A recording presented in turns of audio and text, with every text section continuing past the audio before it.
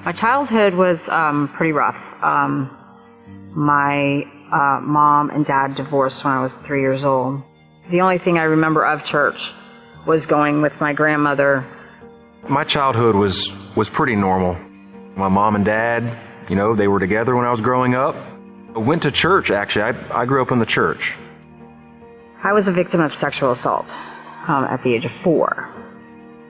That kind of opened up a kind of a window for me. I learned at an early age that manipulation and getting what I want was available. And then it started getting me in trouble. Age of 13, I had my first drink, skipping school. I was involved in in a Christian club called Fellowship of Christian Athletes in high school. I was involved in my youth group in high school, but it was really kind of a social thing. That's where I kind of got my identity from.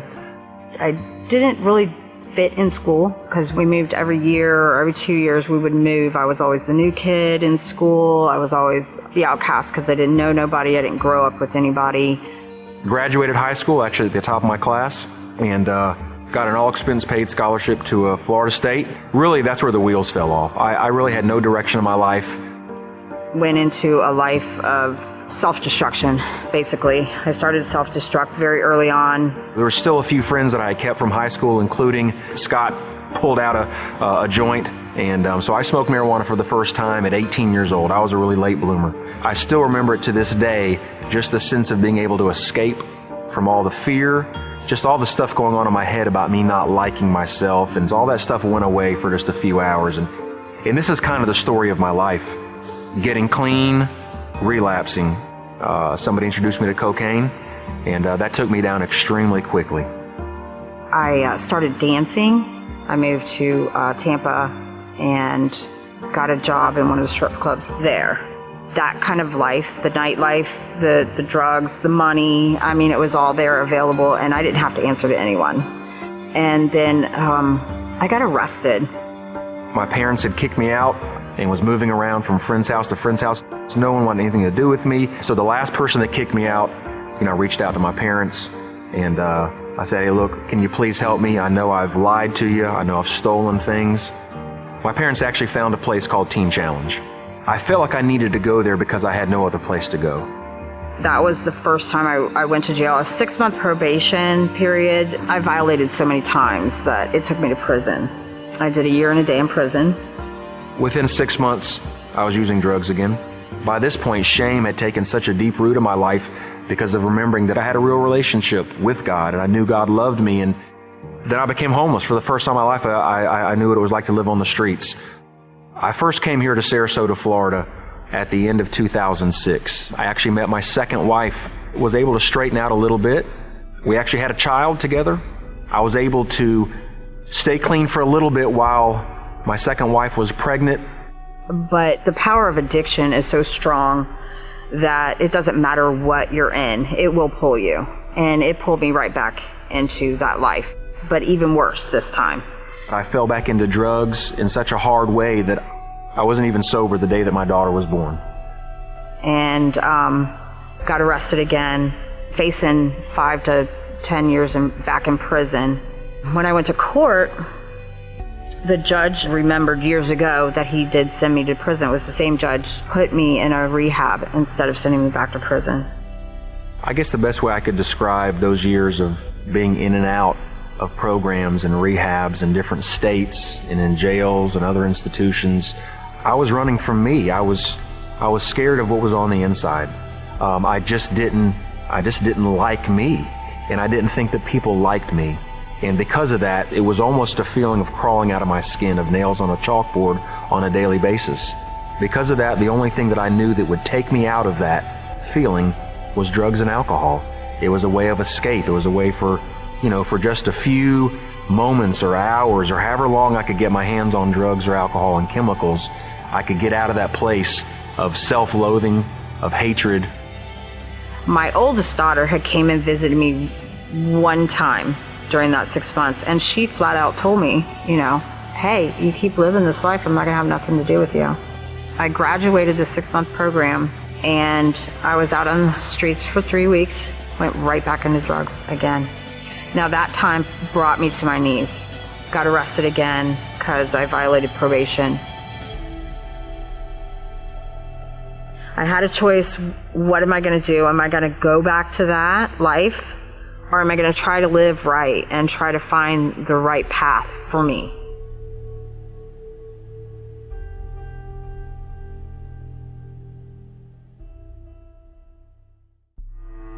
So the second time around is basically when it all changed for me.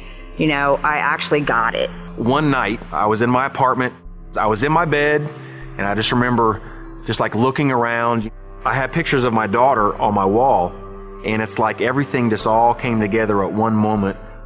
Presence of God came into that room that night, and instead of feeling condemnation, and instead of feeling him saying, Jason, I'm angry at you, and why have you done this, and what are you doing? And instead of all that, I felt him say to me, Jason, I miss you.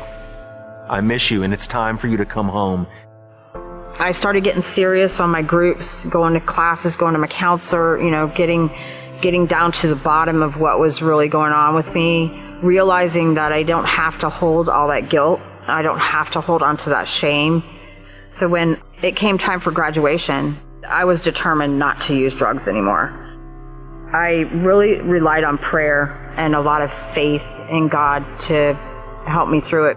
For the first time in my life, I wanted to be free from chemicals. I wanted to be free from alcohol, drugs, shame, and guilt, because I knew that's what God wanted for me, because that's what I wanted, because I wanted to be there for my daughter.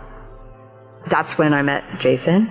The first time I came down here to Sarasota, this church was the first place I came. Jason brought me here on a Sunday morning, and it was amazing. I was so awestruck. The second place I went was to the Celebrate Recovery service.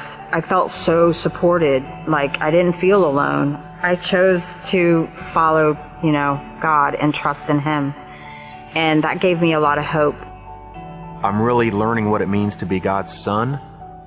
I'm learning what it means for him to be my Heavenly Father. And that was something that I had always heard. For some reason, it just really never sank in until now. Life is really, really good today. And it's all because I followed Jesus. It's been a long, hard road. I know if I could do it, anybody with the willingness to do it can do it. I'm just so humbled that God would use somebody like me that has messed up so much, and that he still believes in me. So when I met Jason, it was, how do I have a relationship with a guy that does respect me, that wants to actually love me? Because all the men that I dated, it was all about them. I think our focus on recovery, our focus on wanting more of God in our lives was something that really, really bound us together. His love for God is what attracted me to him. She has just such a childlike faith in God, and that's really rubbed off on me a lot. I felt like I was accepted finally somewhere in life, and it was God's acceptance that made me feel like a child. I think God is leading us to help other people that have similar stories. God is not mad at you. No matter how far gone you think you are, no matter how far down you think you've fallen, he does restore people's lives and heal people's lives. I found myself at a point in life where all I could do just say, help, God help.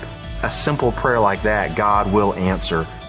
I promise you, he will come running to your rescue, because he came running to my rescue.